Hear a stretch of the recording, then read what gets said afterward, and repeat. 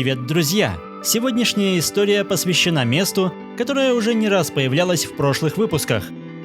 Опасаясь плохой погоды, в этом году я снял отсюда фотоловушки раньше обычного, но прошлой осенью камеры исправно трудились до начала ноября, подарив множество любопытных кадров с необычайно богатым разнообразием животных, а значит, самое время поделиться наблюдениями с вами.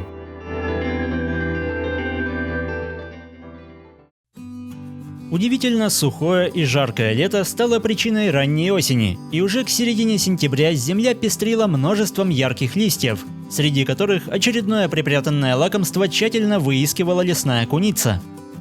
И это не составило особого труда, однако большой кусок был оставлен про запас, а более подходящий в размерах отправился в укромное, известное одной лишь хищнице место. При этом уже пару минут спустя добыча вовсю обрабатывалась предприимчивой сойкой, но лишь до тех пор, пока пушистый зверек не вернулся за желанным трофеем. Конечно, находчивая птица не сильно расстроилась и уже совсем скоро нашла новое лакомство.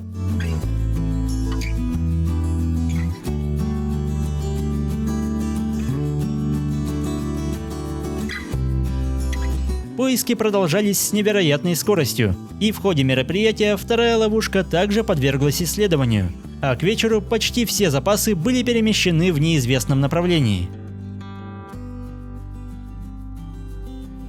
Ночью эстафета перешла к норке, однако найти что-то после запасливой дальней родственницы совсем непросто. Несмотря на все, разведка продолжалась, и внимание зверька привлек проползающий мимо жук. Но, к его счастью, охотница была в поисках более серьезной добычи.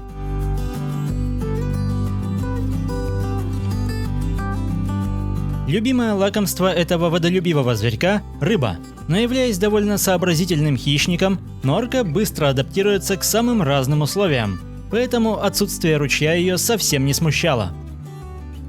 При этом она заметно уступает в размерах кунице, что дает возможность пролезать в труднодоступные места, но делает встречи с пушистыми конкурентами опасными.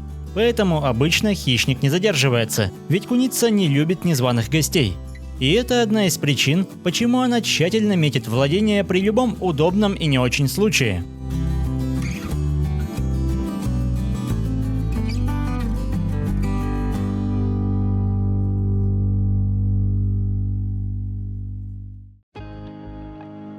Вечером в компании дроздов на ручей заявился вальчнап, который длинным клювом неустанно искал живность под опавшими листьями.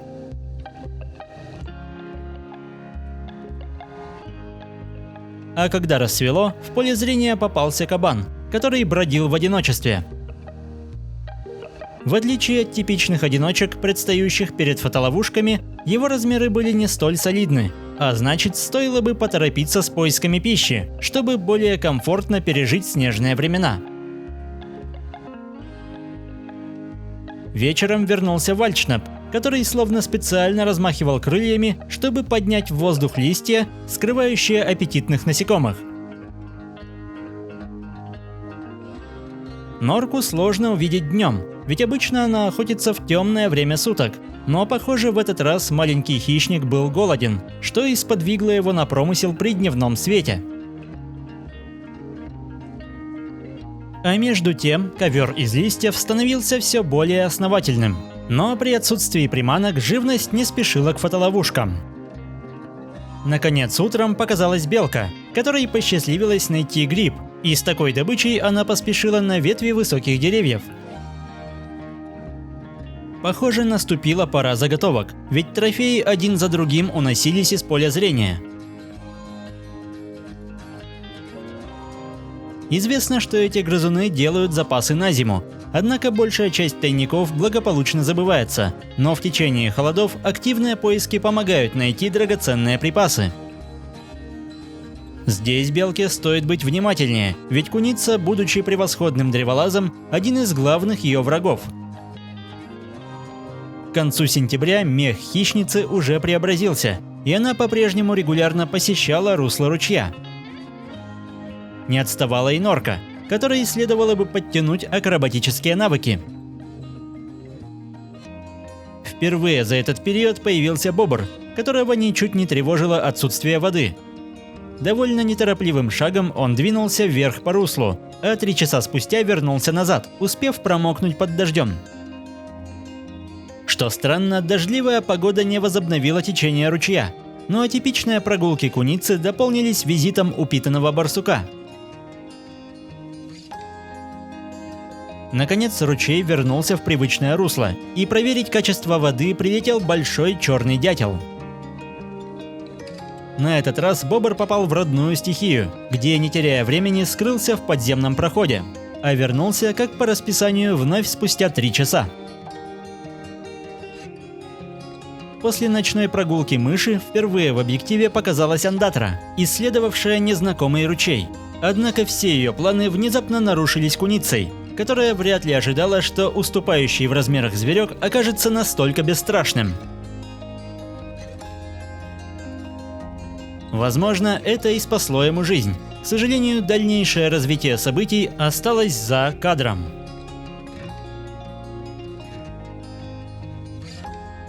Прохладным ветреным утром разведать обстановку прилетела сойка. В этот раз барсук пришел не один, и в отличие от героев предыдущего выпуска, пара находилась в дружеских отношениях. В наших местах животные чаще встречаются поодиночке, но, возможно, здесь хватает пищи, чтобы вести социальный образ жизни, а значит, хищники могут охотиться и жить вместе, активно помогая друг другу.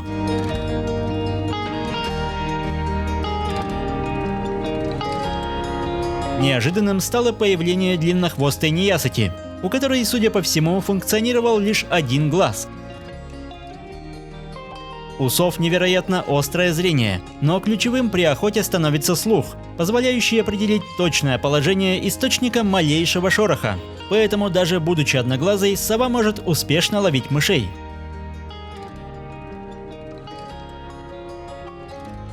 Впервые в кадре появился щур, прилетевший, чтобы утолить жажду. Самцы этих птиц имеют яркую малиновую окраску. Самки же, как и молодые особи, отличаются менее вызывающим желтым оттенком. Наконец, и норка добралась до своей стихии. Невзирая на околонулевую температуру, она с радостью залезла в воду и скрылась все в том же подземном лазе. Полчаса спустя появился неуклюжий барсук, но на этот раз без сопровождения. Именно это место как нельзя лучше подошло для пополнения водного баланса. Список нежданных гостей пополнил лесной хорек, небольшой, но очень смелый хищник семейства куньих, который, к сожалению, не пожелал долго позировать. Еще более коротким оказался визит Ласки, самого маленького представителя того же семейства, к которому, кстати, относится и барсук. 25 октября наступила настоящая зима. Выпавшие осадки скрыли всю лесную подстилку за исключением русла. Прямо перед ловушкой предстала заснеженная шерсть кабана, который неспешно выискивал под белым одеялом что-нибудь съестное.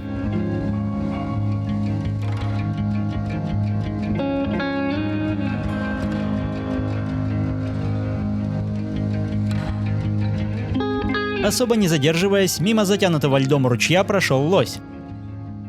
А 5 дней спустя вернувшийся кабан показал фотоловушке, что от былого снега почти ничего не осталось. Видимо, поздняя осень не хотела уступать свои права. На доли секунды появилась лисица, а 6 ноября вернулся и я, а значит, этот выпуск подходит к концу. За 2 неполных месяца удалось заснять немало представителей местной фауны, причем многие из них попали в поле зрения впервые. Особо отличилось семейство куньих, из которого перед ловушкой предстали целых 5 видов. Не хватило разве что речной выдры.